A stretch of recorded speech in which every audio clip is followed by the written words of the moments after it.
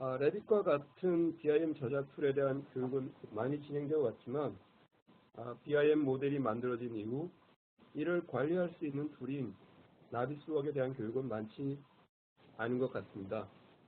이 나비스웍을 잘 활용할 수 있도록 나비스웍스의 다양한 기능 중 실무에서 자주 사용되는 기능 10가지를 엄선하여 시연 영상과 함께 소개해 드리겠습니다. 일부 소개는 로컬리제이션 팀의 엄민희 팀장이 설명할 예정입니다. 해당 시연 동영상을 통해서 나비스웍스에 대한 활용력 향상과 더불어 보다 BIM 활용에 더욱 다가설 수 있기를 바랍니다.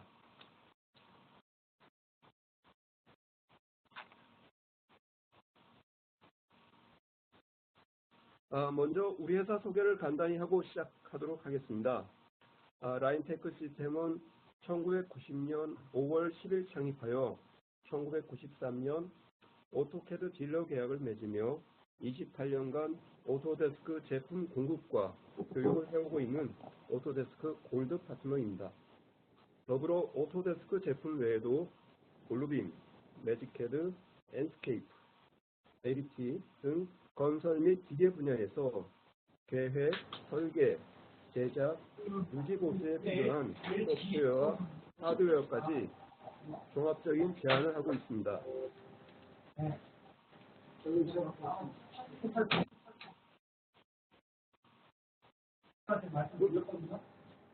뿐만 아니라 사업 외적으로도 2004년 서촌 도동마을과 1사 1촌 맺기를 통하여 현재까지 상호 교류 중이며 2013년 농촌사회공헌활동 우수기업으로 선정되었고 2014년에 공무총상까지 수상하였습니다. 보다 자세한 내용은 www.raintech.co.kr을 방문해 주십시오.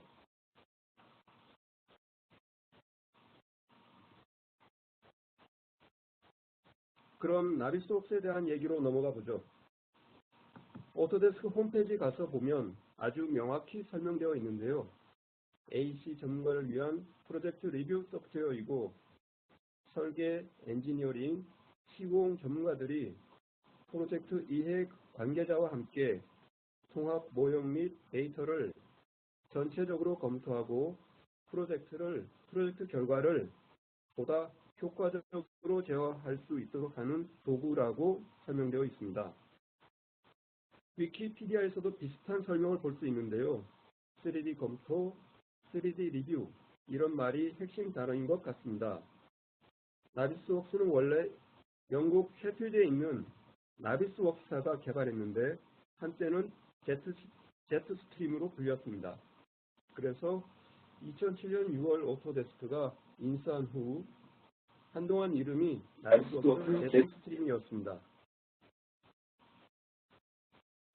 그러던 것이 2014년부터 오토데스크 나비스웍스로 변경되어 현재에 이르고 있습니다. 나비스웍스는 그 기능에 걸맞게 방랑자란 의미의 워머란 핵심 모듈의 여러 가지 추가 기능들로 구성된 확장 모듈로 되어 있습니다. 그 기능들을 간단히 도식화해 보면 보시는 그림과 같습니다. 3D 모델을 열고 결합하고 둘러보는 기본 기능에 검토할 수 있는 도구 세트가 붙어 있습니다. 이를 통해 측정을 하거나 관측점을 저장하거나 수정 지시나 주석을 달 수 있습니다. 여기에 옵션으로 간섭 체크, 4D 시뮬레이션, 렌더링, 게시, 수량화, 애니메이션, 스크립트 기능들이 추가되어 있습니다. 호환 가능한 소프트웨어도 웬만한 3D 저작 도구인 레빗, 마이크로스테이션, 아키캐드, 솔리드웍스, 라이노, 스케쳐 모두 가져올 수 있고 대부분의 레이저 스캔 데이터까지 읽을 수 있어서 막강한 리뷰 성능으로 3D 모델 검토 분야의 플랫폼으로서의 역할을 할 것으로 기대됩니다. 나비스웍스 제품군은 매니지와 시뮬레이트, 프리덤 이렇게 세 가지로 구성되어 있습니다. 그 중에서 프리덤은 무료 뷰어 프로그램이고요. 시뮬레이트와 매니지의 차이점은 간섭 검토가 포함되느냐 아니냐의 차이입니다. 간섭 검토가 포함된 매니지가 시뮬레이트보다 2.5배 더 높으니까 나비스웍스의 핵심 기능이라고 할 수 있겠네요. 자, 그럼 본론으로 들어가서 오늘 얘기할 나비스웍스 핵심 기능 탑 10을 한번 보겠습니다. 보시는 것이 안내해드릴 순서인데요. 발표 순서는 진행상 조금 더 매끄럽게 될 수 있도록 약간 변경하여 진행하겠습니다. 또한 01 선택 검사기를 같은 선택의 문제라서 06번 세트 부담과 합치고 대신에 01번에 객체 옮기기를 추가하였습니다. 넓은 양해 부탁드립니다. 그럼 시작해 볼까요? 먼저 말씀드리고 싶은 것은 나비스웍스를 맨 처음 시작할 때 설정해 두면 유용할 것들 5가지입니다. 대부분 한번 설정해 두면 다음 실행 시에도 계속 유지되지만 렌더 스타일은 필요할 때마다 매번 수정해줘야 합니다. 그럼 시연 영상을 보실까요? 엄민희 팀장님. 나비스웍스를 시작하기 전 기본적인 세팅을 하도록 하겠습니다. 옵션 편집기 인터페이스의 표시 단위에서 선형 단위를 미터, 각도 단위 도, 수시점 3자리까지 표시하도록 하겠습니다. 옵션은 사용자 환경에 따라 알맞게 설정하시기 바랍니다. 다음은 뷰 메뉴에서 나비스웍스의 화면의 배치를 나비스웍스 표준으로 로드합니다. 열기를 통해 나비스웍스가 다양한 확장자를 지원하는 것을 확인할 수 있습니다.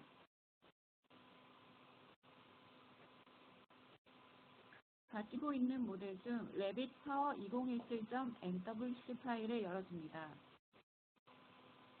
로드된 모델에 그리드가 있어 한눈에 파악이 쉽지 않으므로 뷰 메뉴에 그리드 표시 버튼을 클릭하고 관측점 메뉴의 렌더 스타일을 음영 처리로 변경합니다.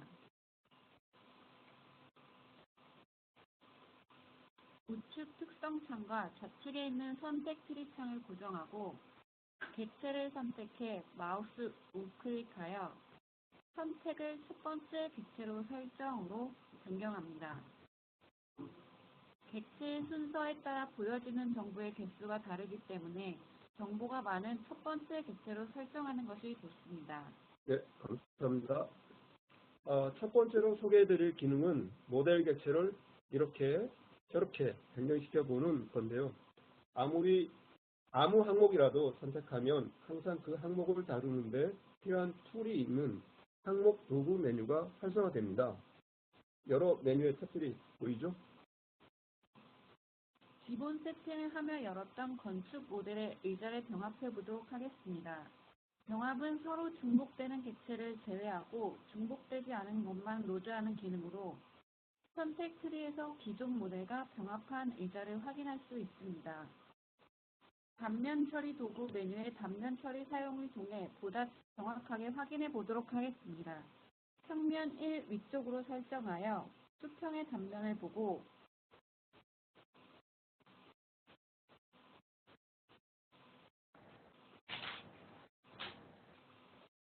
평면 6 오른쪽으로 설정하여 수직 우측 단면을 확인합니다. 단면을 변형하고자 할 때 이동 또는 회전 버튼을 누르면 기즈모가 나타나 축과 면을 컨트롤할 수 있습니다.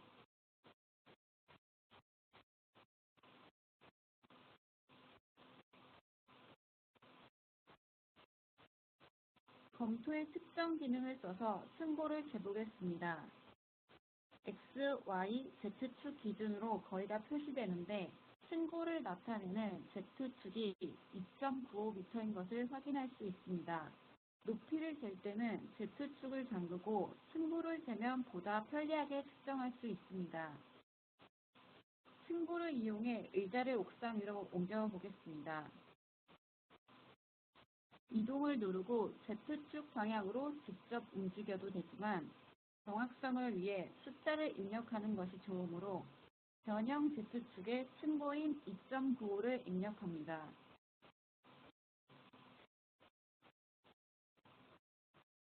옥상 위로 올라온 의자를 Y축으로도 옮겨보고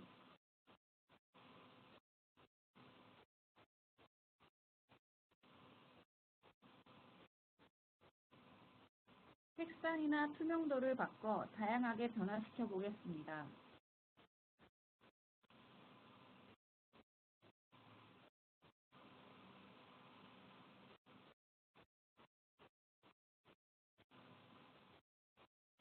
의자를 선택하고 투명도를 변경해주면 의자가 투명해진 것을 확인할 수 있습니다.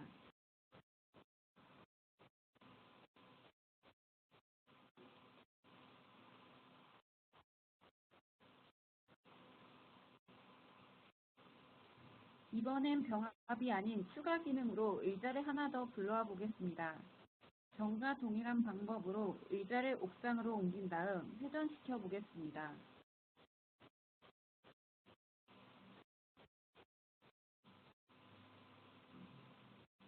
회전 Z축에 180을 작성하고 엔터를 치면 의자의 방향이 바뀐 것을 확인할 수 있습니다.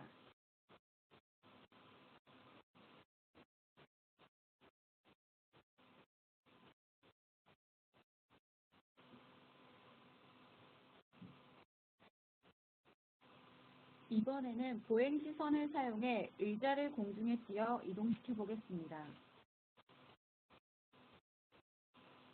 키보드와 마우스를 사용해 공중에 띄어진 의자 가까이 가서 유지 명령으로 의자를 이동시켜 줍니다.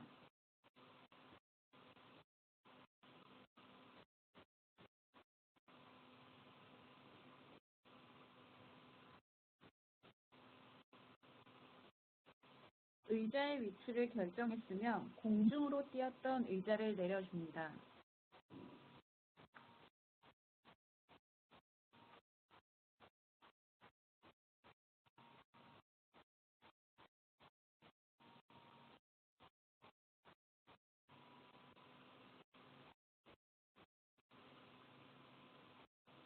의자가 이동되어 기존에 있던 의자와 나란히 배치된 것을 확인할 수 있습니다.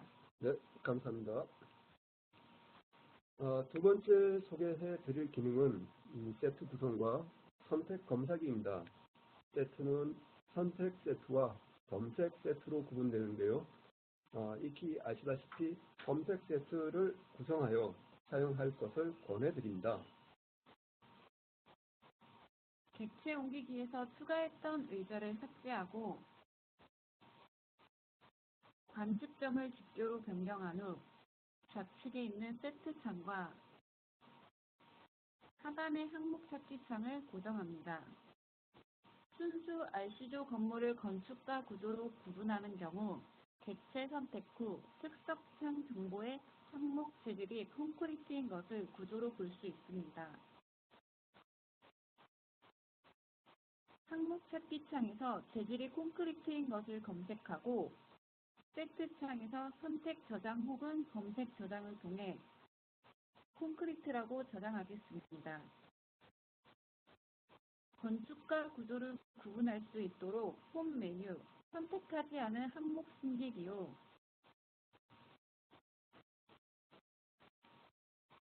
세트창 콘크리트 폴더 아래 구조와 건축 폴더를 생성하고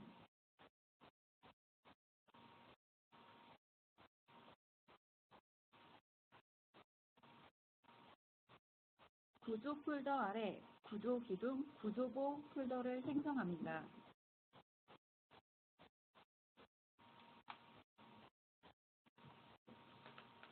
구조 기둥을 층별로 검색하여 세트를 만들기 위해서는 특성창 요소에 있는 베이스 레벨을 활용하여 만듭니다.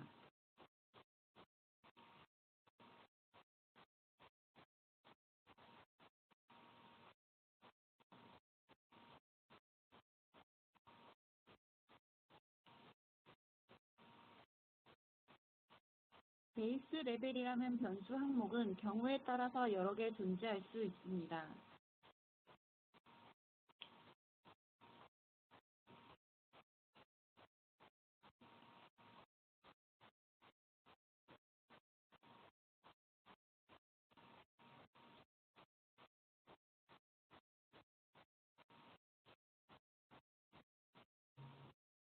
저장된 검색을 복사하고 항목값을 변경해 기존 검색 세트를 생성합니다.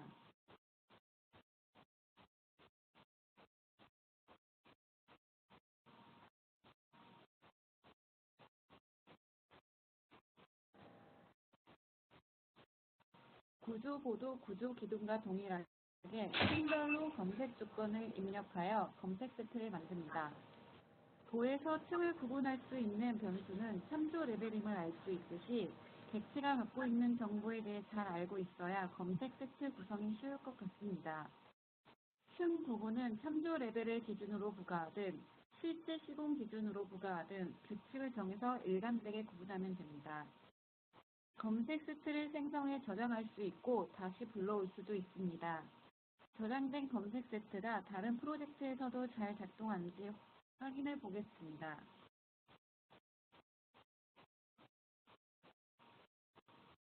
구조를 부재별로 저장한 검색 세트를 불러와 구조 기둥을 선택하며 기둥 전체가 선택되는 것을 볼 수 있습니다. 층별로 선택이 안 되는 것은 베이스 레벨 구분이 다르기 때문입니다. 해당 프로젝트에 맞게 수정하고 업데이트하면 층별 선택이 가능한 것이니 표준화시킨다면 좋을 것 같습니다.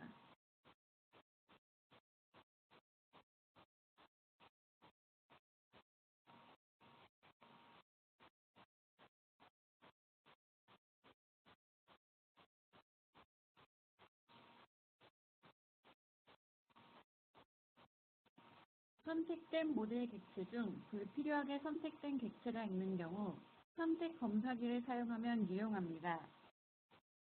선택 검사기가 필터 역할을 해주어 밀집된 객체를 선택 상자로 선택하며 필요한 객체는 거르고 불필요한 객체만 선별할 수 있습니다.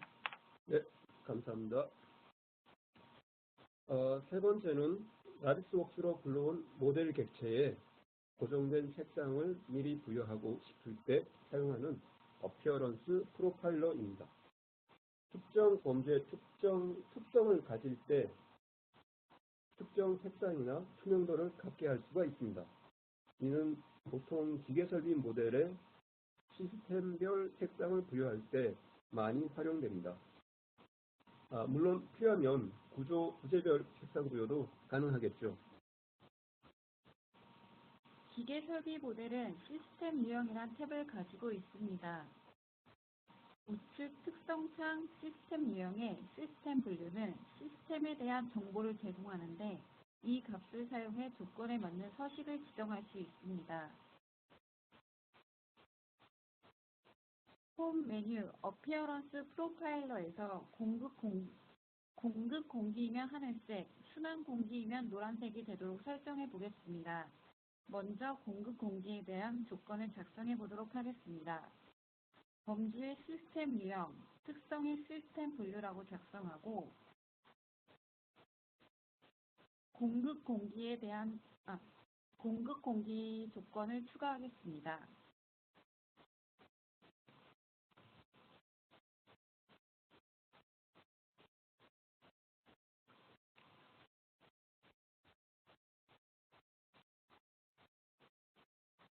테스트를 통해 조건에 맞게 선택이 되었는지 확인해 줍니다.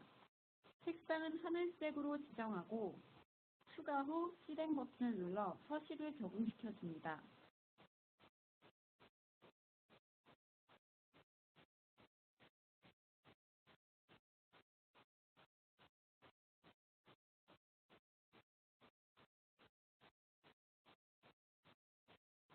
선택되었던 모델이 하늘색으로 적용된 것을 확인할 수 있습니다.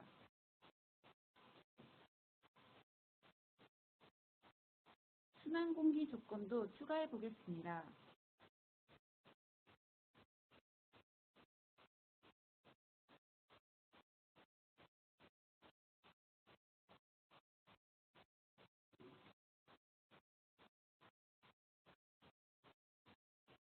조건과 서식을 변경하지 않고 추가한 경우 값을 변경하고 업데이트를 눌러 서식을 적용해 줍니다.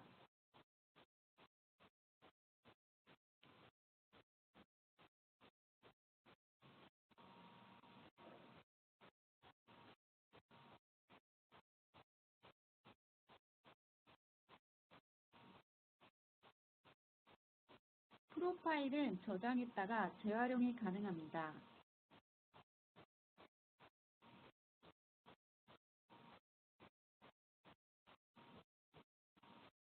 기존에 있던 조건을 삭제하고 저장해 두었던 조건을 로드 후 실행을 하면 서식이 적용되는 것을 알 수 있습니다.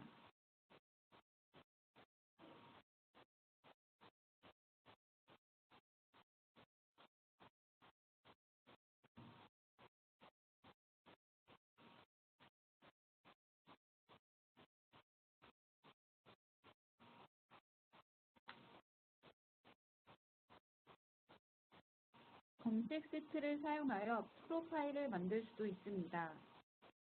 검색 세트를 만들어야 하는데 시간이 오래 걸리므로 기존에 있던 검색 세트를 불러오도록 하겠습니다.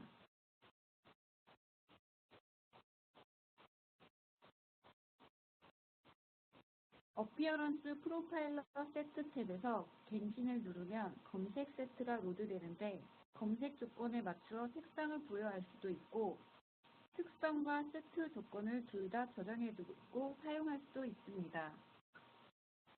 네, 고맙습니다. 네 번째는 3차원 치수 측정에 대한 얘기입니다.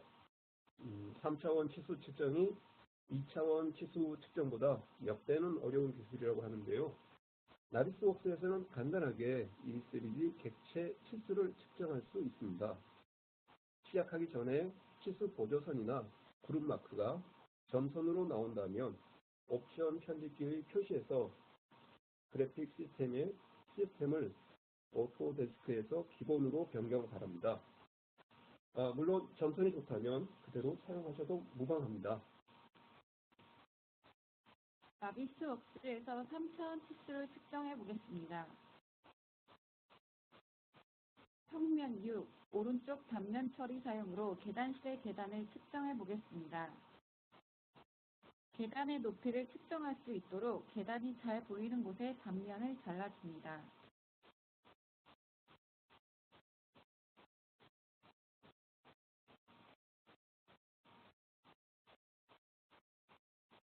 앞서 언급했듯이 높이를 측정하는 경우 Z축을 잠그고 측정하면 훨씬 편리하게 측정할 수 있습니다.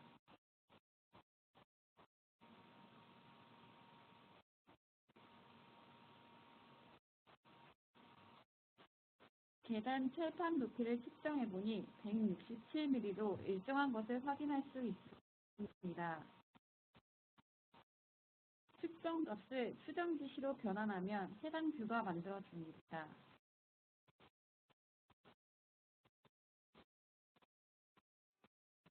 뷰 이름을 적절히 변경하여 쉽게 알아볼 수 있도록 합니다.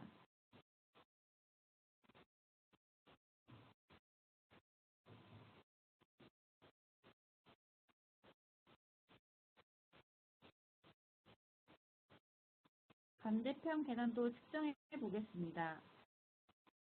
이동을 사용해 단면을 자르고 회전하여 측정하기 쉽도록 만들어줍니다.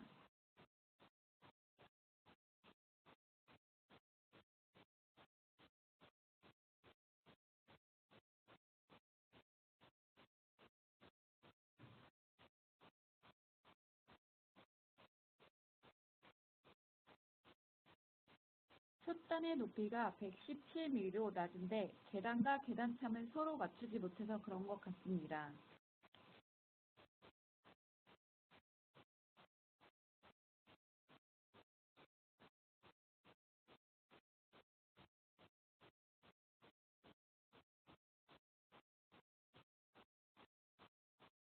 이에 대해 태그를 달고 주석을 입력합니다.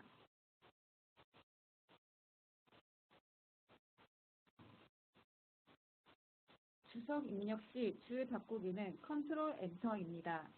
기입한 주석은 주석창에서 별도로 확인 가능합니다.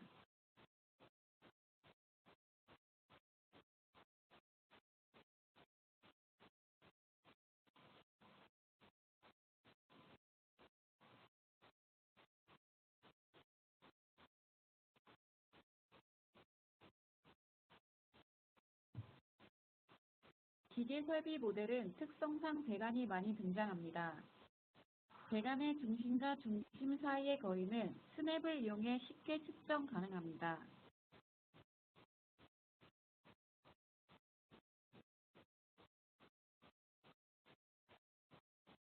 때에 따라 배관과 배관 사이의 거리가 필요한 때도 있는데, 이 경우에는 컨트롤 키를 이용해 두 배관을 선택하면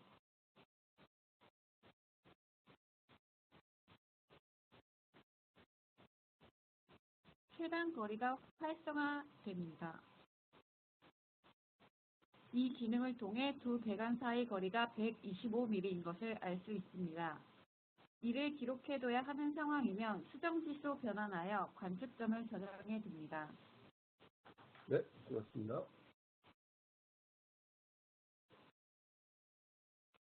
다섯 번째로 소개할 기능은 나비스웍스의 컴페어 기능입니다. 컴페어 기능을 사용하면 변경 전 모델과 변경 후 모델을 비교하고 그 차이점을 확인할 수 있습니다. 모델 객체가 차이가 나면 빨간색으로 표시하고 있다가 사라진 것은 노란색, 없다가 새로 생긴 것은 녹청색으로 표시됩니다. 부탁드립니다. 변경 전후 모델을 비교하려면 하나의 모델을 열고 추가로 다른 모델을 열어야 중복되는 객체가 그대로 남아있기 때문에 서로 비교 가능합니다.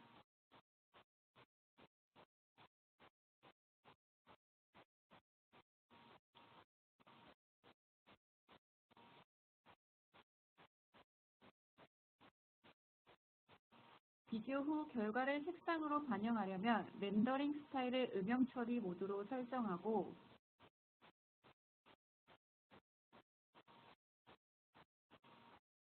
선택 트리에서 두 개의 모델을 선택 후 컴페어 명령을 실행합니다.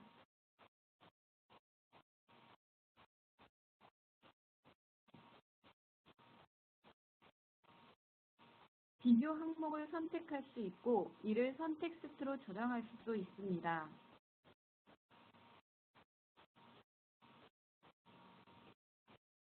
만약 전체를 비교한다면 객체 수에 따라 시간이 비례하기 때문에 좀 더 오래 걸립니다. 선택 세트의 비교 결과값은 차이라고 된 부분입니다. 결과를 보려면 선택 세트를 선택하고 항목 도구에서 항목의 초점 맞춤을 하면 더 정확히 볼 수 있습니다.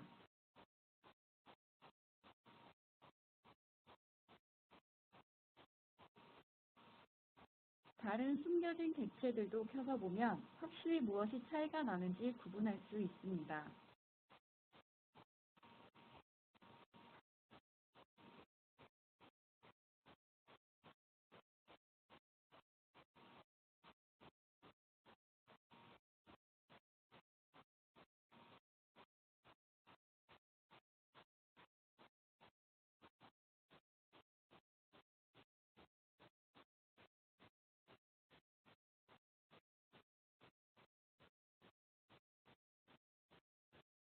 이 부분은 기둥에 튀어나온 두들을 피해서 스프링클러 배관을 옮긴 것을 알 수 있습니다.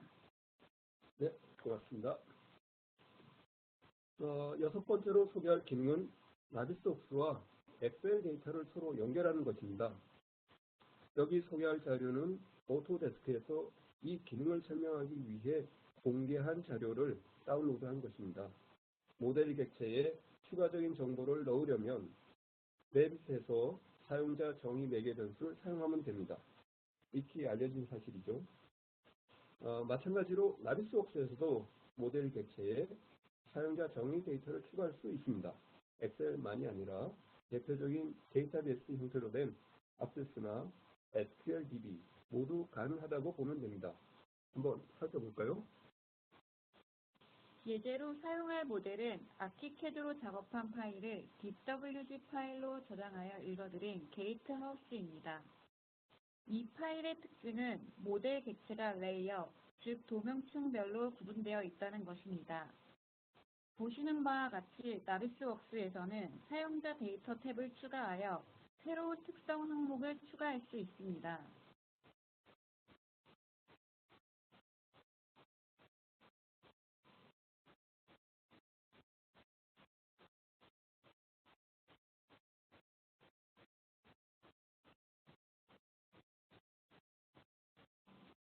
추가할 수 있는 데이터 유형은 문자열, 불, 부동, 정수 이렇게 4종류입니다.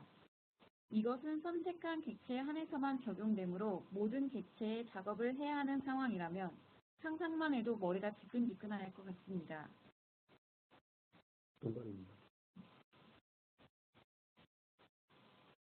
하지만 걱정하지 않아도 되는 것이 이를 자동화할 수 있는 방법으로 데이터 툴스가 있습니다. 동일한 기능의 버튼이 파일 옵션 패널에도 있는데 이것은 해당 파일에만 적용됩니다.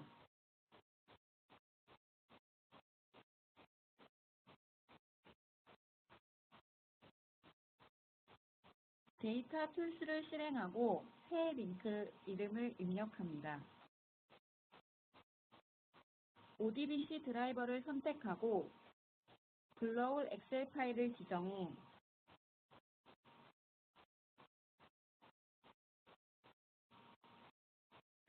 SQL 구문을 입력하여 적용합니다.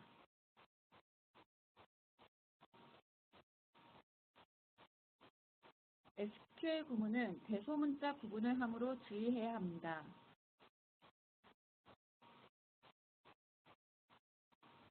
엑셀 시트를 참조하는 경우 끝에 달러 표시가 붙고 나비스웍스가 항물판일 경우 항물 변수명을 입력해야 합니다.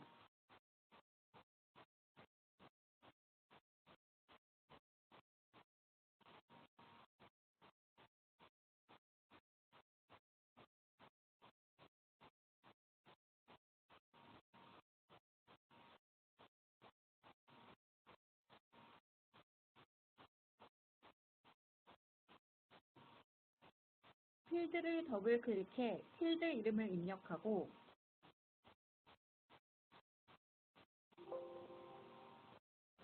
활성화를 체크해주면 적용이 됩니다.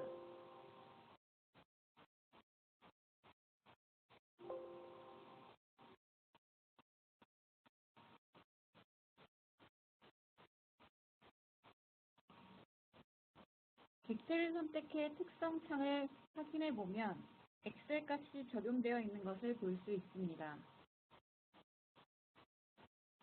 네, 아주 잘 적용된 것 같습니다. 7번째 소개해드릴 기능은 애니메이션입니다. 애니메이션은 관측점 애니메이션과 객체 애니메이션으로 구분할 수 있는데 두 개의 차이점은 장면을 움직이느냐, 객체를 움직이느냐입니다. 객체를 움직이는 것이 설정할 것들이 많아서 그런지 애니메이터와 스크립터로 별도의 창에서 컨트롤하게 되어 있습니다. 직접 보시죠. 먼저 관측점 애니메이션을 만들려면 저장된 관측점 창에 애니메이션을 추가합니다. 그리고 그 하위에 보고자 하는 장면을 뷰로 저장하면 됩니다. 그렇게 하면 나비스웍스가 해당 장면과 장면을 정해진 시간에 따라 부드럽게 연결해서 보여줍니다. 네, 지금은 2번째 뷰를 저장하고 있고요.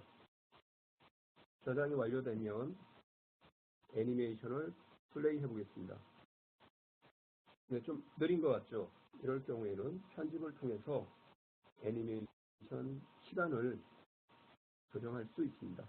5초를 입력해 보겠습니다. 이러한 방법은 처음 사용하는 사용자도 쉽게 애니메이션을 만들 수 있게 합니다. 플레이를 하면 많이 빨라졌죠? 네.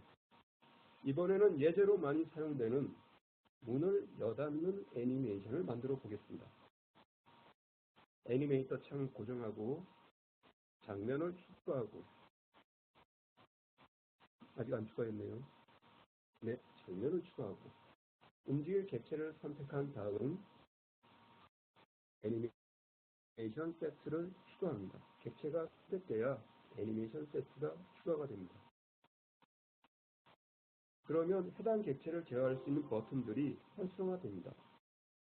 변경 전 장면을 첫 찍고, 네, 방금 찍었습니다. 문이 열린 상태의 장면을 2번째 장면으로 찍습니다.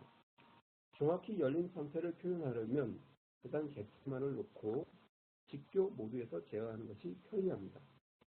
다른 객체를 모두 숨기겠습니다. 문만 남았고요. 문을 선택해서 회전 기지모를 나타낸 다음에 직교 모드로 바꿔서 정확히 회전의 중심축으로 회전 기지모를 이동을 시킵니다.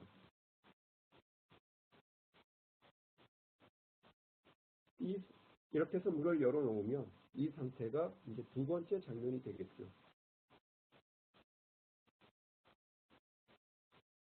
네, 두 번째 장면을 추가했습니다. 그리고 이제 닫히게 하려면 일단은 기존에 숨겨졌던 객체들 전부 보이게 하고요. 한 0.3초 정도를 이동한 다음에 완전히 열린 상태에 아까 찍어뒀던 스냅샷을 그대로 복사해서 붙여놓고 열려진 상태의 뷰가 되는 거죠. 핑퐁 모드를 설정을 하면 자동으로 닫히는 애니메이션이 완성이 됩니다. 이제 플레이를 해보면 문이 열리고 좀 멀리 있지만 문이 닫히는 것이 보입니다. 다음은 스크립터에 대한 설명입니다. 스크립터는 애니메이션이 일어나야 하는 조건을 입력하는 창입니다. 여기서는 문이 열려야 하는 조건과 닫혀야 하는 조건을 만들어 보겠습니다. 두 개의 스크립트를 만드는 거죠. 새 스크립트 추가 후 이벤트에 핫스포 실대를 추가하고 중심점과 반지름을 아래와 같이 지정된 구에 들어올 때 작동하도록 합니다. 그리고 그 작동으로 재생될 애니메이션을 지정합니다. 여기서는 기존에 만들었던 애니메이션을 선택을 했습니다. 네, 그 반대의 경우 문이 닫히는 스크립트도 만들어야 되는데요. 동일한 방법으로 만들 수 있습니다. 핫스폿 실대를 추가하고요. 핫스폿이 작동되는 구의 중심과 반지름을 입력합니다. 그리고 작동할 애니메이션을 선택을 해주고요. 언제 시작하고 언제 끝나는지를 지정을 해줍니다. 네, 이렇게 해서 스크립트가 작동이 되면 애니메이션 메뉴에서 스크립트 사용을 활성화하고 웍스루를 실행해서 스크립트가 잘 작동되는지 확인해 봅니다. 네, 웍스루에서 충돌, 중력, 숙임 모두 설정을 했습니다. 이제 웍스루가 되면서 문의 1.5m 범위 안으로 들어가면 문이 자동으로 열리고 들어갈 수 있게 됩니다. 충돌 없이 들어갈 수 있게 되는 겁니다. 네, 그리고 뒤쪽으로 문이 닫히겠는데요. 뒤에 문이 없으니까 볼 수는 없죠. 네, 자, 그 다음 8번째로 소개할 기능은 공정 시뮬레이션으로 유명한 타임라이너입니다. 타임라이너를 사용할 때 조심할 점은 일반적인 공정표에 없는 열이 있기 때문에 이를 만들어줘야 한다는 것입니다. 설계 단계부터 관리되는 항목인데요. 작업 유형이라고 합니다. 즉, 해당 작업이 시공이냐, 철거냐, 가설이냐를 구분해줘야 합니다. 물론 영문판 사용 시는 영문으로, 한글판 사용 시는 한글로 입력을 해야 합니다. 그리고 일반적으로 작업 수가 많기 때문에 자동 생성과 자동 연결을 고려해야 합니다. 수작업을 하기에는 양이 너무 많거든요. 네, 여기서는 간단한 공정표에 구조물 공사만 연결해 보겠습니다. 나비스웍스는 기본적으로 CSV 파일과 MS 프로젝트 파일, 프리마베라 파일을 읽어올 수 있습니다. MS 프로젝트 파일을 보면 일반적인 형식과 다르게 작업 유형열이 추가된 것을 알 수 있고 모든 작업이 연결되어 자동으로 날짜가 변경되는 것을 볼 수 있습니다. MSP 파일을 열면 타임라인의 필드와 연결되는 MSP 필드를 지정하게 됩니다. 사용자가 추가한 작업 유형열이 문자 2라는 것만 제외하면 특별한 문제 없이 지정할 수 있습니다. 여기서 문자 2는 사용자가 추가한 열이라서 그렇습니다. 다른 게 될 수도 있습니다. 최소한 이렇게 4개 필드를 연결해야 합니다. 공정표 이름을 기록해주고 갱신을 하면 공정표 이름을 입력하고 있습니다. 그리고 갱신을 하면 갱신할 방법을 선택할 수 있습니다. 여기서는 작업 계층 다시 구성을 선택하였습니다.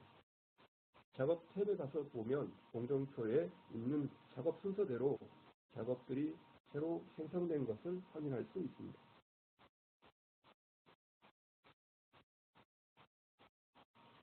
네, 기본 보기로 바꿨고요. 이제는 작업의 모델 객체를 연결해 보겠습니다. 마찬가지로 일일이 하기는 힘들고 규칙을 사용하여 자동 연결을 해보겠습니다. 작업을 이름이 같은 선택 세트별로 매핑을 해보겠습니다. 그러려면 세트의 작업 이름과 동일한 선택 세트가 있어야겠죠? 네, 보시다시피 미리 만들어 두었습니다. 규칙 적용을 하면 자동 연결된 것을 알 수 있습니다. 단지 기초 문서는 띄어쓰기가 틀려서 자동 연결이 안 되었는데요. 네, 수정을 해서 이름을 복사해서 이렇게 붙여놓고 수정을 해서 다시 규칙 적용을 하면 됩니다.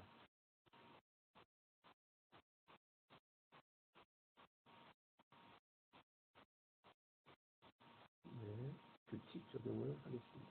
네, 규칙까지 연결되었습니다. 이제 시뮬레이트 탭에서 시뮬레이트를 해볼 수 있습니다.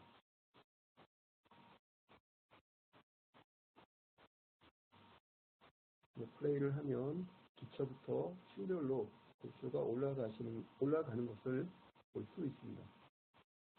이후로 마감도 진행되지만 마감은 연결을 하지 않았기 때문에 화면에 나타나지 않습니다.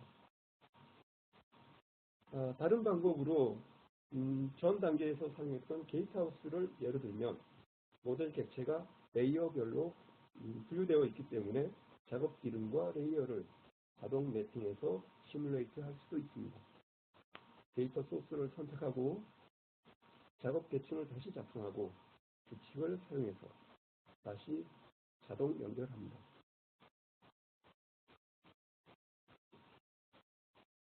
네, 선택한 데이터 소스를 다시 구성을 하면 에러가 하나 있지만 제대로 구성된 것을 가져온 것을 알 수가 있습니다.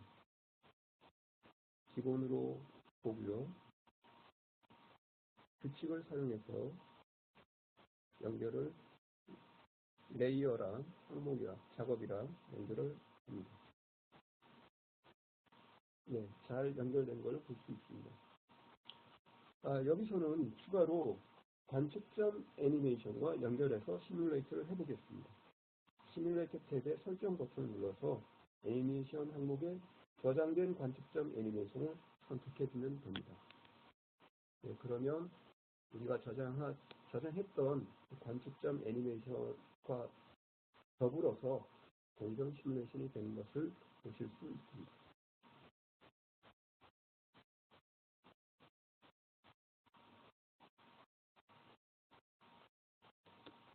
네. 9번째는 나비소스의 가장 고급 기능이라고 할 수 있는 간섭 체크입니다. 간섭 체크의 유형은 하드 정밀, 의혹 범위, 중복 이렇게 4가지가 있습니다. 일반적으로 사용하는 하드는 물리적으로 중첩되는 거리, 마이너스 값을 측정하고요. 하드 정밀은 하드와 동일하지만 파이프처럼 원형의 물체를 좀 더 정밀하게 측정할 때 사용합니다.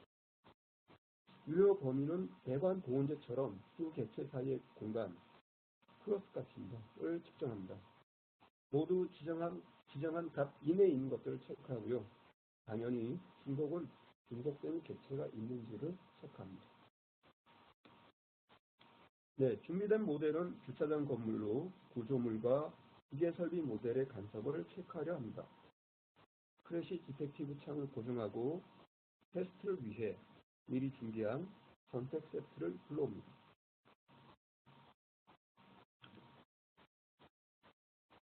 테스트를 추가하고 테스트명을 나중에라도 쉽게 알아볼 수 있도록 2층 구조 대 스프링클러로 입력합니다. 선택 탭에서 비교할 세트인 2층 골조와 스프링클러 시스템을 선택합니다. 설정에서 50mm 이상 중첩된 것을 체크할 수 있도록 유형은 하드로, 공차는 0.05m로 입력하고 테스트를 실행합니다. 결과 탭을 보면 모두 8군데가 발견되었는데요. 네, 하나씩 살펴보고 모두 8개가 새로 만들기 상태인데요. 새로 만들어짐이겠죠. 검토가 끝났으면 상태를 검토됨으로 바꿔놓습니다. 물론 저렇게 하나씩 해도 되지만 한꺼번에 해도 됩니다. 저렇게 하나씩 한 사람이 바로 접니다. 여기서 검토와 승인은 행정적인 절차를 위한 것으로 모두 수동 입력입니다. 그리고 결과를 보고서 탭에서 HTML로 내보낼 수 있습니다. 보고서를 HTML로 보고서 쓰게 하면 내보낼 수 있습니다.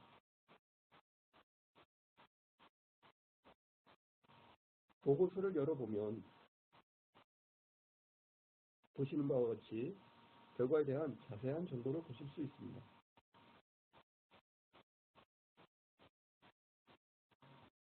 이 간접 체크를 바탕으로 기계 설비 모델을 수정하고 그 수정본을 받았을 때 기존 NWC 파일로 대체하면 바로 업데이트를 할 수 있습니다.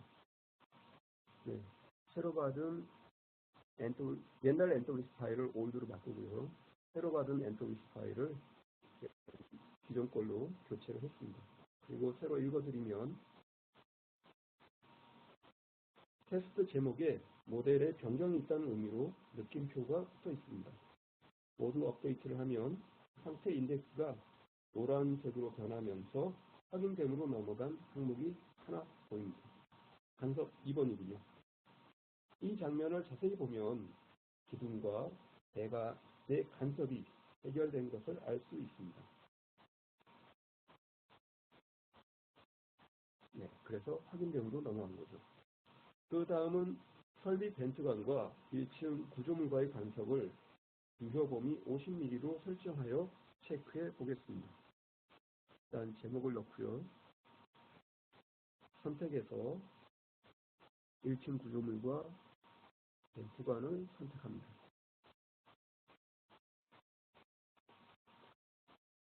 유형은 유효 범위고요. 공차는 50mm 그대로입니다. 네, 모두 33개가 나왔네요. 보시는 것처럼 콘크리트에 묻혀야 되는 배관이라면 사용자가 정상으로 체크를 변경해야겠죠.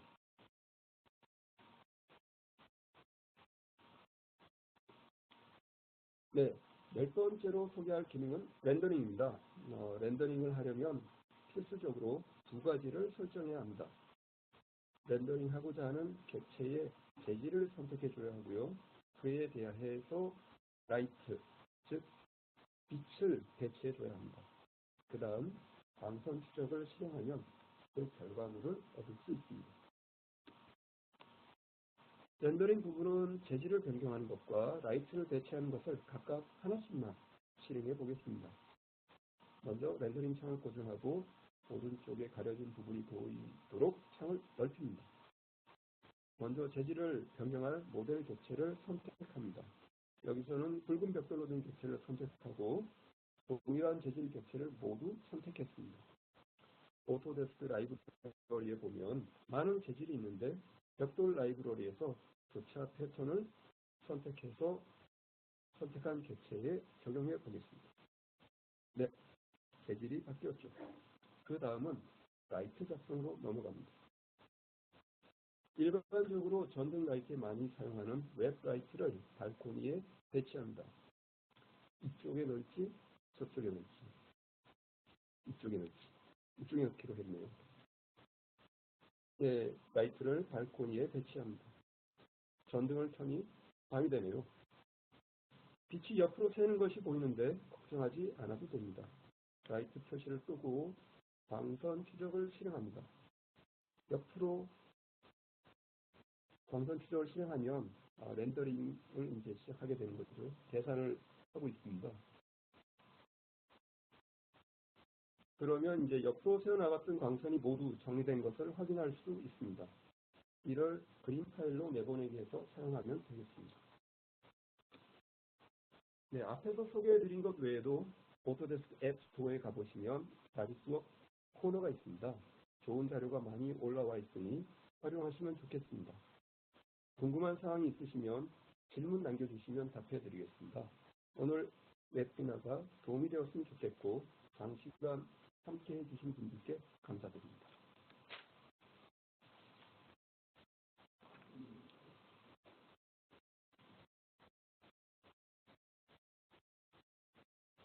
네, 감사합니다. 고맙습니다. 고맙습니다.